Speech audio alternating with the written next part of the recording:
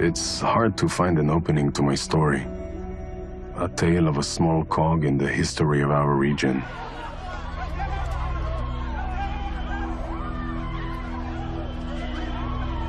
I can only write my own private memories of these 3 years of hope and anguish. Is this a tale of triumph or defeat?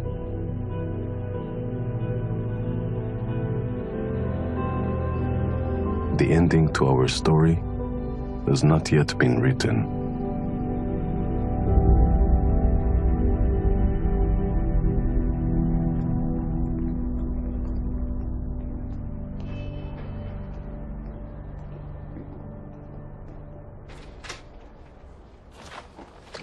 This is obviously shit. לא יאמינו שאני כל כך מטופש, Perhaps I should start with the one decisive Wednesday, on July 92, when Professor Hirschfeld called me up with a dangerous proposition, joining him for a secret meeting with our sworn enemies, the Palestinian Liberation Organization, known to all as the PLO. جنبا إلى جنب مع الثورة الفلسطينية ضد العدو الصهيوني. فلسطين وكل فلسطين عربية عربية عربية عربية. The PLO were a terrorist organization led by Yasser Arafat, a man many Israelis considered Hitler's successor. Arafat believed in armed struggle, fighting for Palestinian freedom. He took pride in the slaughter of the athletes in the Munich Olympics, opening fire on school children in Ma'alot, and planting deadly bombs all over Israel. The problem was, Arafat was the only one who Palestinians looked up to. He had the final say on all negotiations, but Israel refused to talk to him. אני נגד מדינה פלסטינאית אש"פיסטית בין ישראל ובין ירדן. בשום פנים לא, ולכן בשום פנים לא משא ומתן עם אש"ף. 9 months ago, Rabin was elected to lead Israel on a platform of peace and security. But as the months went by, he delivered neither. החודש נרצחו 10 ישראלים. האופוזיציה קוראת למר רבין להתפטר. גם אם טעיתי בלוח הזמנים, לא טעיתי ולא אטעה במטרה. יצרת ציפיות שאתה ידעת שאתה לא יכול להגשים אותן. אל תדאג, אגשים אותם ולו גם בלוח זמנים מאוחר יותר. אני מאמין שנעבור את התקופה הקשה הזאת, וב-93 נראה שינוי משמעותי, הן מדיני והן ביטחוני. In a desperate attempt to renew the peace talks, Deputy Minister Beilin decided to act outside the law and set up a secret back channel to negotiate with the PLO. He approached Hirschfeld and me because we were the perfect fall guys, two professors who had dedicated their careers to the Israeli-Arab conflict, but had no ties to the Israeli government. If you get caught, Beilin said, I cannot protect you. You two will be charged with treason and espionage, and probably end up in jail. Sounds like a sweet offer. I winked at Hirschfeld. We were in a very strange situation. Legally, the law forbids us to come into contact with the Palestinians. I thought this is foolish. If you don't go to contact the Palestinians, what are you going to do?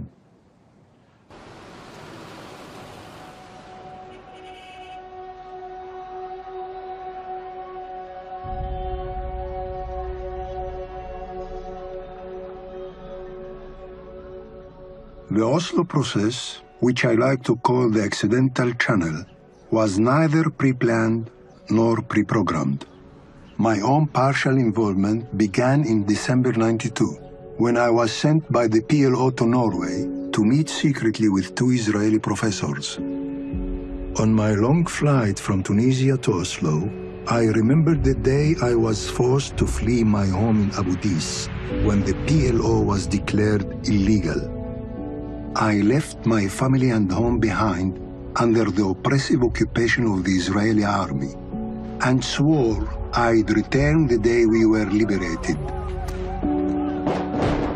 In the past 25 years, Rabin was known to us as the bone breaker, the architect of the iron fist policy of repression.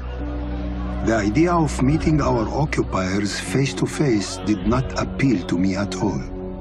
But the freedom of Palestine demanded all of us to take high risks. שלום רב, 3 חיילי צה"ל שנהרגו אתמול בעזה הובאו היום למנוחות. פורק בשלום מטען חבלה שהיה מונח בתוך שקית מתחת לספסל בתחנת אוטובוס ברמלה. על רצועת עזה הוטל לפנות בוקר סגר או יימשך כמה ימים. הרצועים נרחבים ברצועה. To muddy our tracks, we informed the university we would take part in an academic summit held by the Norwegians. We were supplied with fake pamphlets and a made-up schedule, which was a complete lie. The pamphlets never stated that the summit will consist of only 5 participants, 2 Israelis and 3 Palestinians from Tunis.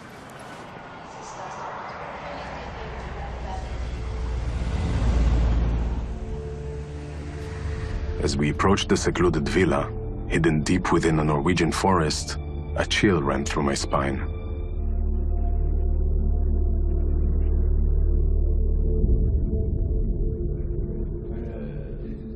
Our first handshake was rather tense.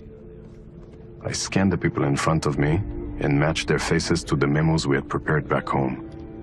Abu Allah served as the Palestinian Minister of Finance. Beside him sat Maher el-Kurd, Arafat's confidant. The youngest of the group was Hassan Asfour, a militant communist who was the most aggressive of the 3. The Palestinians wanted to know who we were and who we represented, but all we could say was that we were 2 professors who were here against the law. We knew that all past negotiations had been fruitless, and in order to tempt Rabin, we had to come up with a completely new offer. To be perfectly honest, I said, we are standing on the verge of a new war, which will harm both sides. We are serious in reaching an understanding with you, and are open for a historic compromise. Until now, we have demanded your immediate withdrawal from the occupied territories, but we realize it won't happen overnight. Arafat wants to bring up the possibility of withdrawal from the Gaza Strip as a first step toward peace. Hirschfeld and I exchanged glances. Although we were trying to conceal them, we were stunned. The PLO was considered an extremist group, and here was Arafat's messenger with a game-changer solution. Did you trust the Israelis from the beginning? It is not easy to say that when you start talking with your enemy that you trust. But if you want peace, you should convince yourself to trust. And later on, by experience, you can say that's serious or not. The guys which we met, whether Hirschfeld or Pondit, seems to me after more than a meeting, they were serious.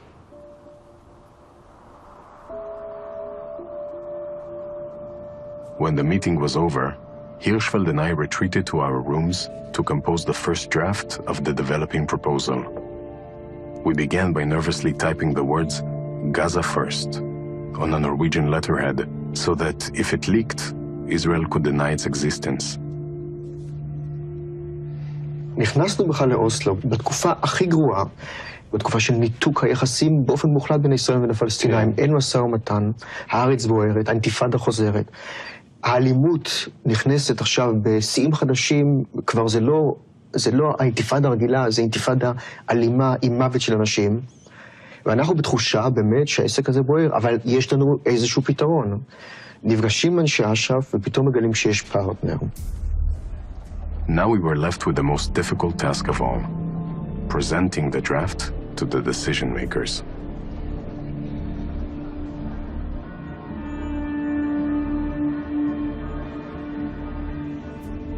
The big tension was how would Peres take it, but more than that, how would Rabin take it?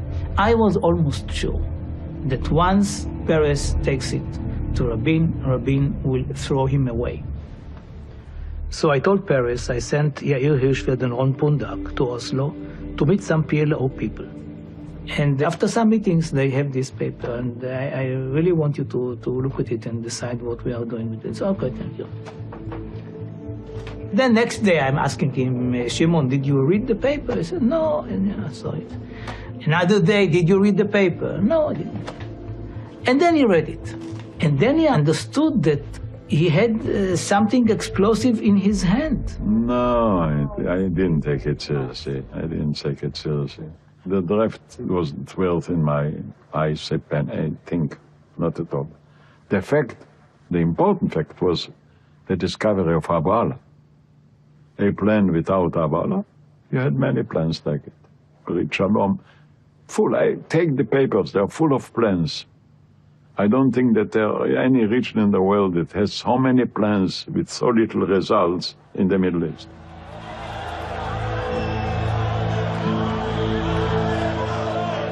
The protests outside the homes of Rabin and Peres became routine. The two leaders were stuck between a rock and a hard place. Perhaps the Oslo Channel was their only way out. With a heavy heart, they authorized us to continue the talks, as long as we exercised every precaution to keep the news from leaking. If it became known we were deliberating with the PLO, it would be their last day in office. Now that the leaders were involved, we were no longer in the driver's seat. Peres announced that the Oslo Channel will now be led by Uri Savir, the Director General of the Foreign Ministry, and Joel Zinger, a rigid military lawyer. As I go into the room and see Abu Allah the first time, he comes to me and kisses me on both cheeks.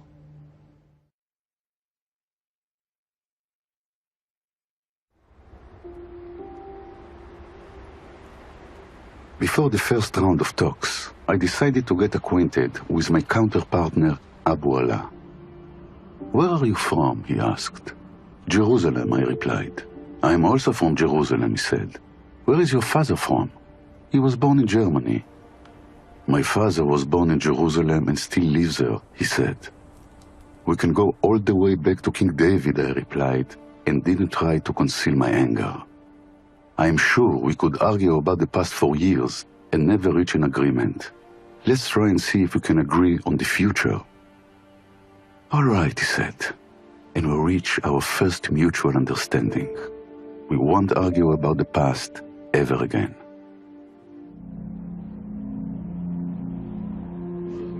Zinger started the meeting by announcing that we had a real concrete proposal for the signed agreement. All trace of our optimistic document was erased and was replaced by Rabin's agenda that put security and defense before cooperation and coexistence. Rabin had refused to deliberate on the core issues of the conflict, demanding to discuss them at a later stage. His offer did not include any mention of uprooting settlements, dividing Jerusalem, the return of the Palestinian refugees, and definitive borders. As the reading commenced, the Palestinians' astonishment grew. After a few minutes, Abu Allah turned to us four and muttered quietly in Arabic, "It's a massacre."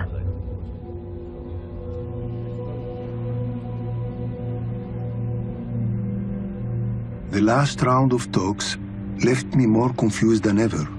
Despite Zinger's humiliating offer, it was clear we are now in the major leagues. It was no longer an initiative of two peace-loving professors, but of Rabin and Peres themselves. All the while, the news painted an entirely different picture. Rabin tightened his fist. Every day, demonstrators were being killed throughout Palestine. Some of them innocent kids. Who should we believe? The reality on TV or Uri's promises? אני מבין את הכאב, את הדאגה ואת הזעם. כי אכן אנו נמצאים בתקופה קשה של הסלמת הטרור הפלסטיני. בחודש האחרון נרצחו 15 ישראלים. קיבלנו את ההחלטות הבאות. ראשית, להטיל סגר על יהודה ושומרון בנוסף לסגר על עזה. החל ממחר, לא יהיו פלסטינאים תושבי השטחים בשטחה הריבוני של מדינת ישראל עד להודעה חדשה.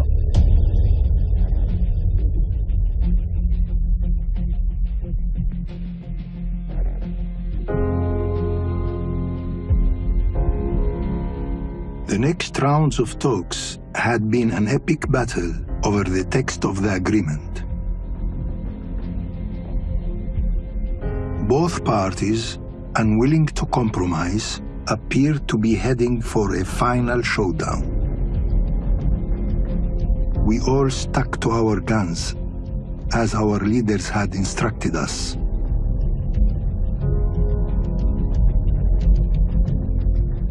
I found it hard to remember to eat. At times, I had to remember to breathe.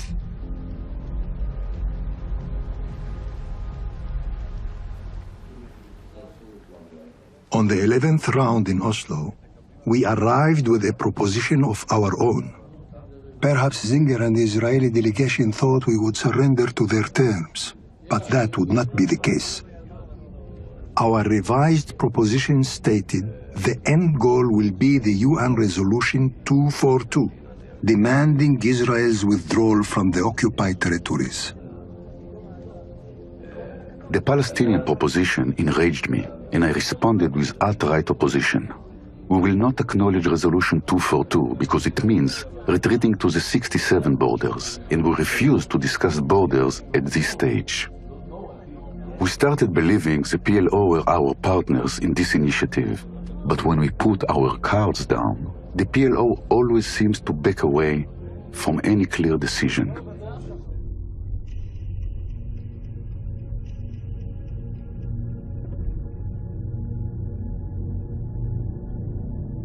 The Israelis dismissed our proposition, refusing to discuss the definitive borders at this stage. I said to Uri, you refuse to recognize our national rights and insist on retaining all the settlements. We prefer to wait another 10 years for a reasonable offer. Uri fired back, in that case, you will keep waiting for the Messiah to arrive. I said to Uri, we have made every possible effort to reach a peace agreement with you, but unfortunately, I now find myself unable to go on. I have decided to resign from the talks.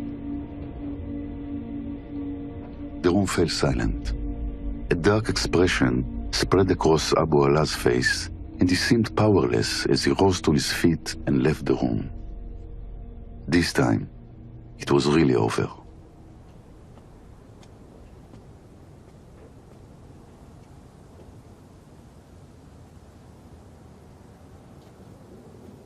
Within myself, my feelings were mixed.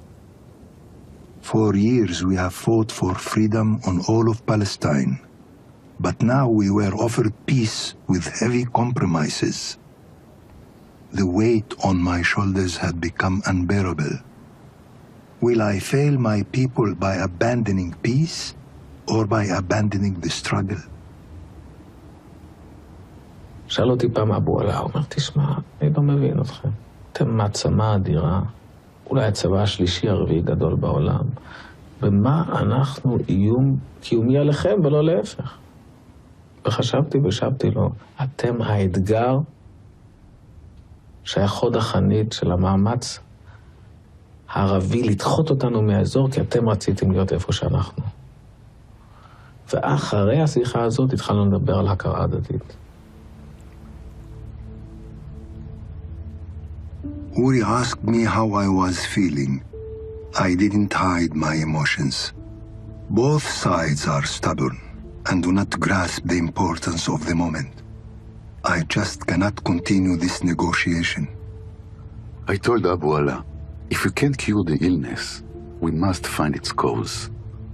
Let's put aside the maps and the agreements and begin with recognizing each other as partners. The PLO will denounce all terror attacks against Israel, and we will stop viewing you as terrorists and allow Arafat to return to his homeland. I promised Uri I would present his mutual recognition proposal to Arafat in Tunis. Perhaps this round of talks wasn't a complete failure after all. I understand that you were born in Abu Dis and you left this area many years ago. Do you dream about your coming back to your home? That's my dream in all the period which I was so far from it. Yeah. To go back? Exactly. And what to do? To live there as a citizen. And it's too much for me.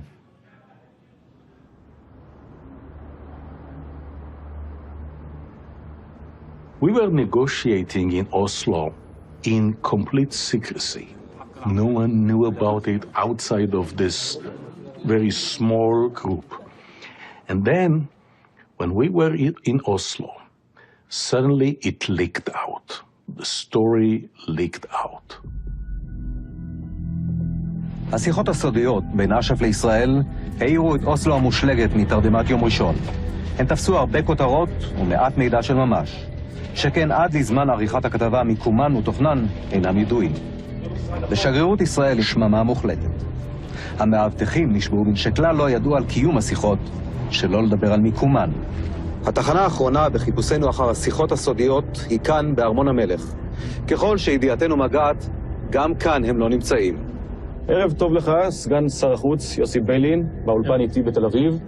האם ההכרה של ממשלת ישראל, של ראש הממשלה באש"ף, בעצם רשמית? לא ידוע לי על הכרה כזאת, אין הכרה כזאת. The worst thing that could happen was the premature exposure of the channel. Reporters kept calling me and I consistently denied everything without giving any unnecessary explanations. But I knew we couldn't keep up this charade much longer. It was only a matter of time until the Likud used the talks to make Rabin and Peres seem like traitors who were conspiring with the murderous Arafat. לכו אל העם, תאמרו את האמת, תגידו זאת כוונתנו, למסור את ליבה של ארצנו לערפאת, להקים שם מדינה פלסטינית. לכו אל העם ולכו אל העם לפני שתבצעו את הדבר. We were trying to beat the clock by reaching an agreement before a premature leakage would stop the Oslo agreement. The mutual recognition option excited the leadership in Tunis, and I was sent back to Oslo with Arafat's support. It seemed as if the Israelis returned with a deep desire to move forward as well. אתם יושבים שם, באותו בית הערכה שהעיתונות עשתה אותו למין טירת חלומות כזאת, אבל זה דרכה של עיתונות. זה חודש קשה מאוד. ואתם יושבים לכם שם, אתה מדבר על אווירה עניינית. מאוד. ג'נטלמנית. מאוד. בדיחות. צריך. זה מנותק. זה לא מנותק. אנחנו מחליטים שם שאנחנו מתעלמים מההווה, אנחנו לא שוכחים את העבר. אנחנו מנסים לשים אותם רגע הצידה ולחשוב ביחד איך לא נעשה את העבר טוב יותר, אלא איך ננסה לעשות את העתיד טוב יותר. ואז אתה סוגר את עצמך באיזה מין בועה. אתה לא מתנתק לרגע, לא מה שקרה ליהודים, לא מה שקרה לערבים, לא מה שקורה באותו רגע. אבל אתה אומר, בואו נפעיל את מקסימום הכוח בכדי לנסות להזיז את התהליך הזה. The next day, we started with a crucial debate. We zeroed in on the difficult problems first. Terms moved from line to line. Substitute words replaced problematic ones. Unnecessary sentences were tossed into the large draft bin. Although it was clear that there was only one pathway that would lead to peace between the two nations, each side feared the reaction of its people when they'd be presented with an agreement that included painful concessions. Abu Allah would be considered a traitor for signing an agreement that abstained discussing the fate of the settlements. And I didn't want to know what names we'd be called when it became known that the Oslo team had divided up the Holy Land. We managed to progressively narrow down the differences to 5 open issues. And we went back and forth and back and forth. And early in the morning, 4 in the morning, we reached full agreement on those 5 issues. At 5 a.m., the Norwegian sprinter delivered the final draft of the Declaration of Principles for Peace between Israel and the PLO. It stated that as a first step, Israel would withdraw from Gaza and Jericho and grant the Palestinians authority for self-governance. In the second stage, which would take place within a year, the Palestinians' authority would expand to most of the West Bank. And within 5 years, a permanent peace treaty will be signed, addressing the core issues of settlements, Palestinian refugees, definitive borders, and Jerusalem.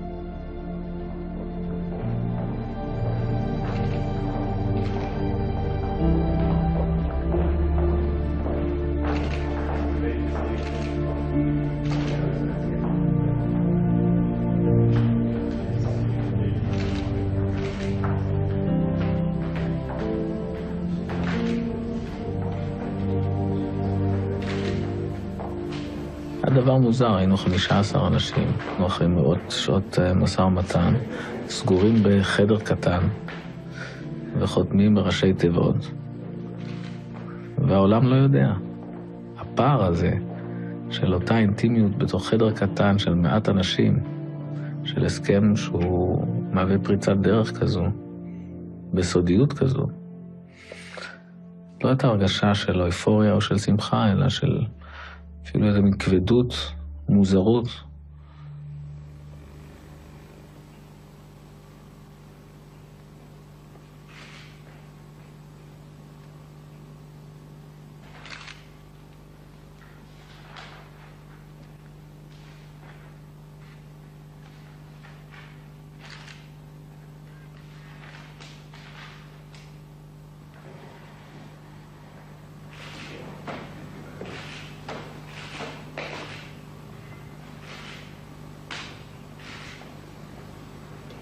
I cried this week twice.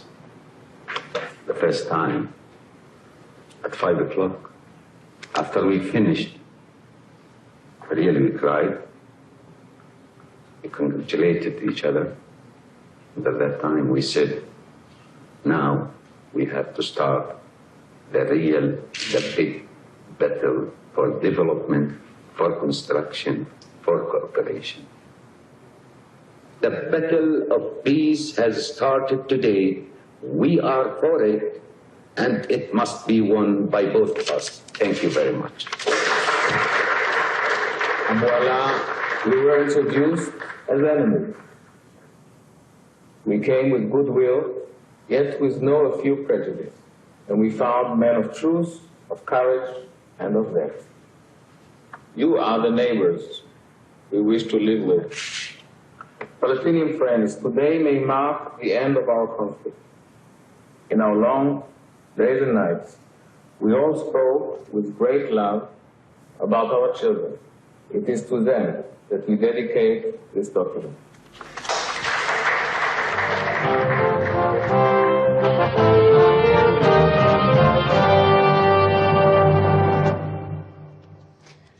Good evening. Israel and the PLO are not far from a historic embrace tonight. I remember there was a TV set with multiple stations, Norwegian, Swedish, Finnish, and everyone was talking in incomprehensible words, foreign languages.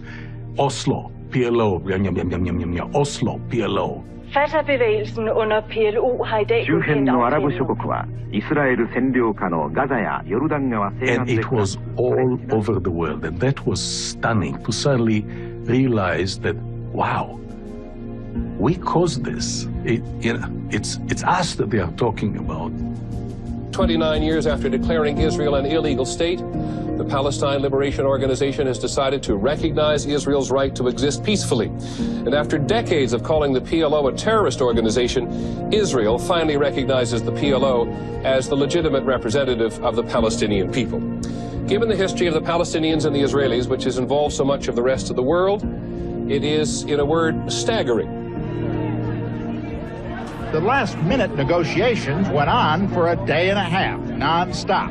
But when the haggard Norwegian mediator arrived in Tunis, he said he had the historic documents of recognition in his bag. The success wasn't his doing, he said modestly, but belonged to Israeli Prime Minister Rabin and PLO Chairman Arafat. In the one-page letter from Arafat to Rabin, the PLO recognizes the right of the State of Israel to exist in peace and security. In his return letter to Arafat, Rabin says that in view of those commitments, the government of Israel has decided to recognize the PLO as the representative of the Palestinian people. How was the atmosphere yesterday in Tunis? They were a little bit tense, but I think very committed to, they had made a leap, you know, they decided to jump. And I think it's the first time that they're in this situation that rather than trying to maintain consensus, they cut consensus in order to make a deal. So it's a different mode.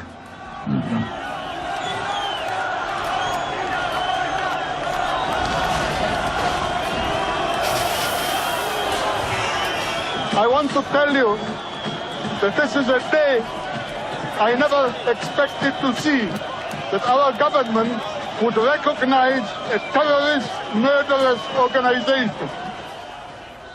In the Middle East today, Israeli Prime Minister Yitzhak Rabin will fly to Washington for the signing ceremony of the Oslo Agreement between Israel and the Palestinians. Yasser Arafat will arrive from Tunis for the signing, which will be his first visit to America since the PLO were denied entrance to the US. Right-wing opponents are calling the signing of the treaty treason, while Arab opposition is calling Arafat a traitor to the Palestinian cause, and threats have been made on his life.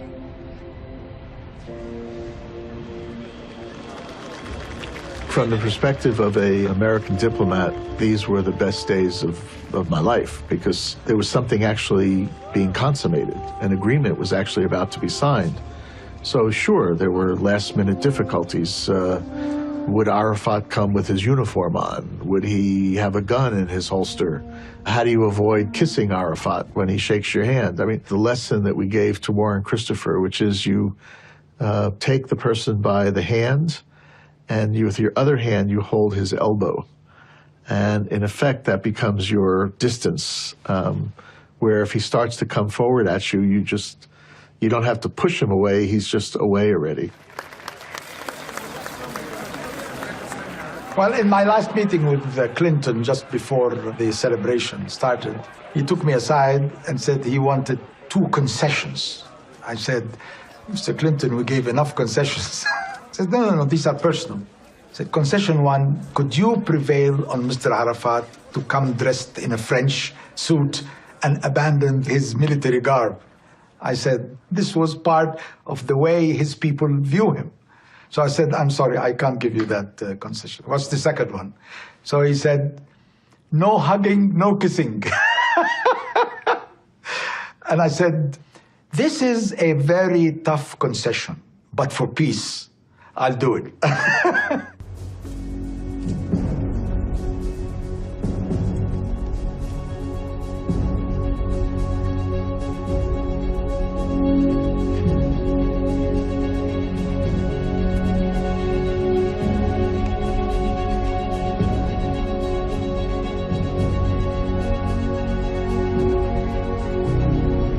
They brought the morning shows to the White House today. Tucked away at the bottom of the South Lawn were Charlie and Paula and Bryant and Katie.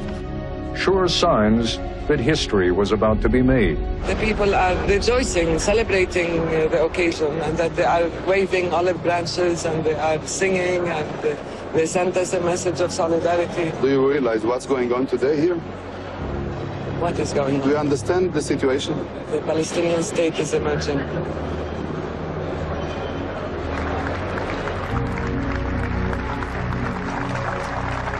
Ladies and gentlemen, Mr. Arafat, Chairman of the Executive Council of the Palestine Liberation Organization, His Excellency Yitzhak Rabin, Prime Minister of Israel, the President of the United States. Yitzhak didn't want to come to Washington. He says, I don't want to see Arafat. The one that convinced him to stand up with Arafat was Clinton. And as you saw the picture, Clinton holds the two of them almost by force.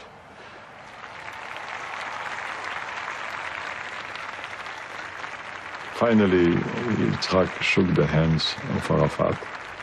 He turned to me and he says, now it's your time to shake his hands. He went through the hell, now I have to go through the hell. It was very difficult for him. Well, why do you think it was so difficult for him? Because he was against the PLO, because his heart wasn't there, because he saw in Arafat a terrorist. But, you know, I cannot change the past of anybody. Finally, Yitzhak said it, you make peace with your enemies, not with your friends. To everything there is a season and a time to every purpose under heaven. A time to be born and a time to die. A time to kill and a time to heal. A time to weep and a time to laugh. A time to love and a time to hate. A time of war and a time of peace. Ladies and gentlemen, the time for peace has come. Do you feel proud? I feel proud, but I am afraid. Of what? Of the failure. Why? Therefore, because we are still in the beginning, in the start. But you're so optimistic. I should be, but at the same time, also on my side, I feel afraid. Because both of us should work very, very, very hard. And we should trust each other more and more and more. Without the trust, we cannot continue.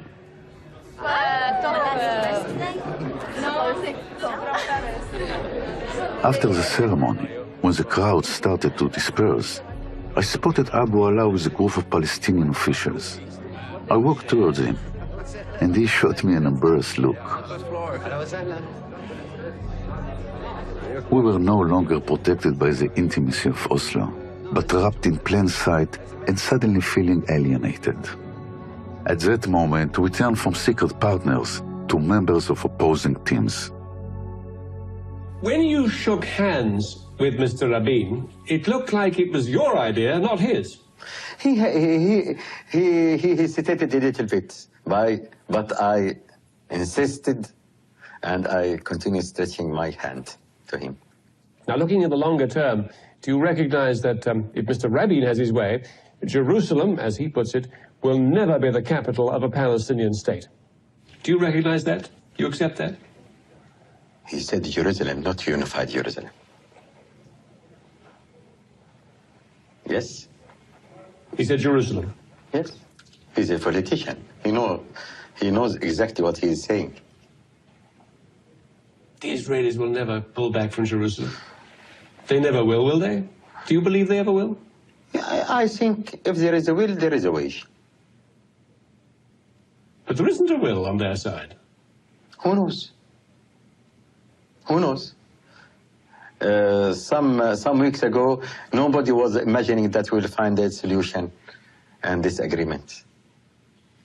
Not to forget that Berlin Wall had fallen.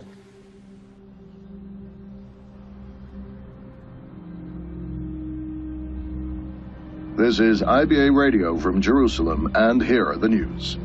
1 month after the historic signing in Washington, Israel and the Palestinians gather once again for a round of negotiations, this time to implement the first stage of the Oslo Accord, Israel's withdrawal from Gaza and Jericho. The negotiations will be led by Israeli Deputy Chief of Staff Amnon Shahak, and on the Palestinian side, Nabil Shat, Arafat's chief advisor. How significant is it? How important? This is the implementation of the agreement. This is the most important part of our agreement. But how important is it to the succession of the whole process? If we succeed, the whole thing will succeed, and we will succeed. My first meeting with General Amnon Shahak was quite pleasant, in fact. The man very modestly came to me and said, Dr. Shahak, here is my speech. And you know, I have never given speeches before. I am a straight military man. So why don't you look into that speech? I felt that this was really very modest and very positive starting point. But Between that first meeting and the second meeting, which came out after the weekend and so on, 4 or 5 days later, I went through Google and other sources to find out about General Amnon Lipkin Shahak. And I found he was part of the raiding party that killed 3 of my dearest friends in Beirut. And I thought about it, and I said, I'm sorry, I cannot get myself to negotiate with you. I mean, it's very difficult. These were very close friends of mine, they're brothers. And I don't know, I don't feel like it's fair to negotiate with you. So Amnon Shahak said, but Nabil, we are here so that we will never repeat that.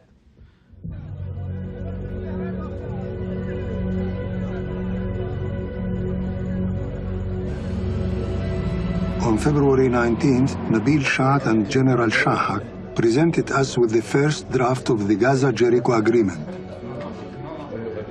The draft was clearly pro-Israeli, but promised us rewards we didn't dream of just a year ago, such as passports, an international airport in Jericho, and for the first time in history, democratic Palestinian elections.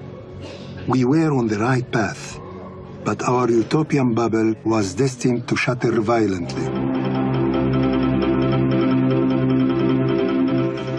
שלום רב לכם, הטבח בחברון, עשרות פלסטינים נורו למוות מאש של מתנחל אחד לפחות בתפילת הבוקר במערת המכפלה. At 5 a.m. on Friday, February 25th, Dr. Baruch Goldstein, a religious settler dressed in his army uniform, grabbed an Uzi submachine gun and opened fire on the people in prayer at the Cave of the Patriarchs. 31 people were murdered during the massacre that ended only when Goshen himself was killed.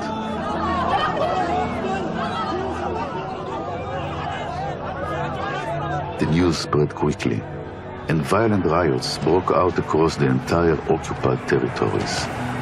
Israeli soldiers opened fire on the protesters, killing 9 Palestinians and injuring hundreds more.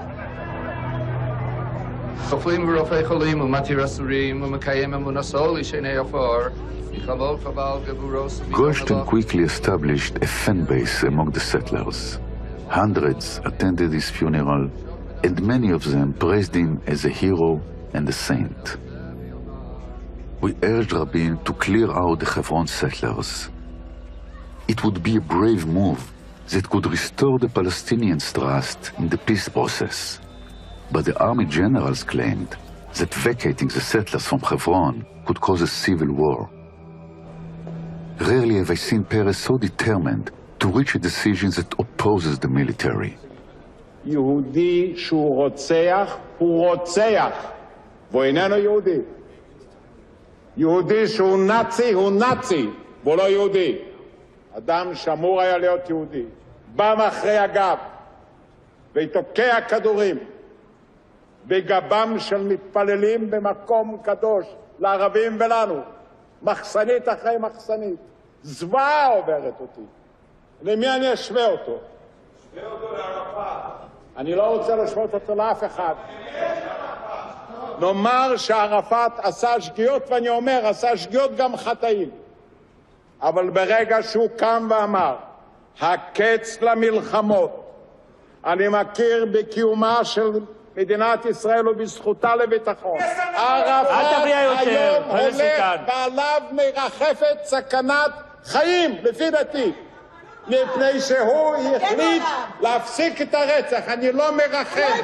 אני יש דאגה לילדים, ואני יודע שלילדים צריך פרטנר. רק לך יש דאגה לילדים. ואני מעוניין שערפאת יהיה פרטנר, שיכול לעשות שלום. רמז לבנת, קורא אותך פעם שנייה.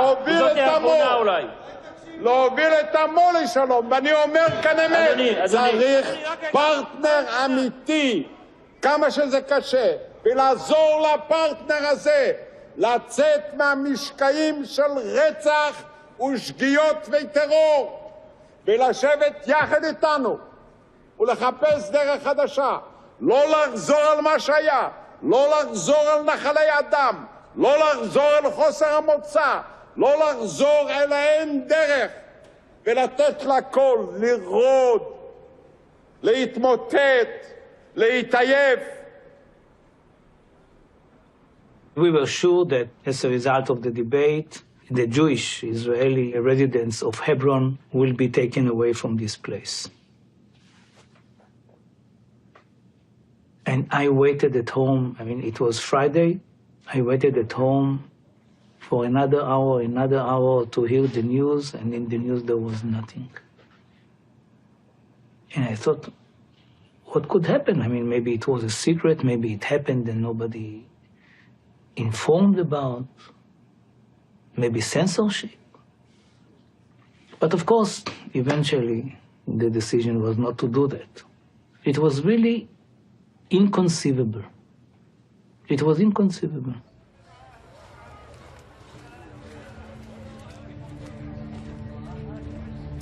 The Palestinians demanded the settlements be cleared out. But Israel refused, and instead put the Arab residents of Hebron under lockdown. Once again, the victims were being punished. When Oslo was signed, 82% of Palestinians supported us, supported Oslo. And they saw hope, and they gave every chance to get hope. And then, with their eyes, they continued to see business as usual. Settlement activities, incursions, demolition of homes, and so on, and so on, and so on, business as usual. This is the land that's supposed to be a Palestinian state. Why are they building settlements?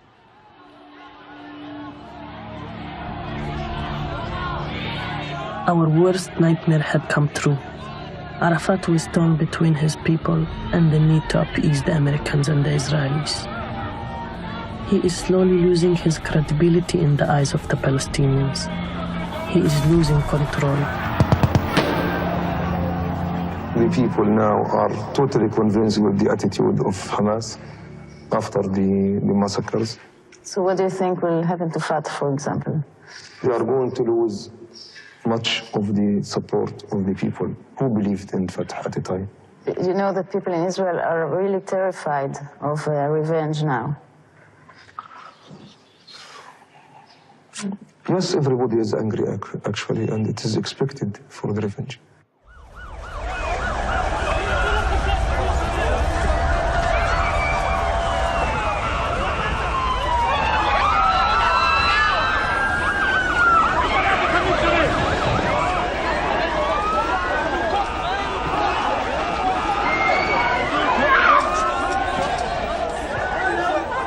The Palestinian attacks began 40 days after the massacre in Hebron, exactly the 40 days of mourning.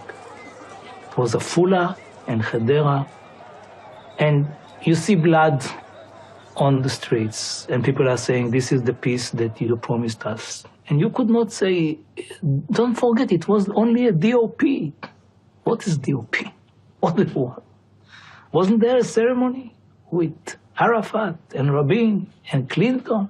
Wasn't it peace?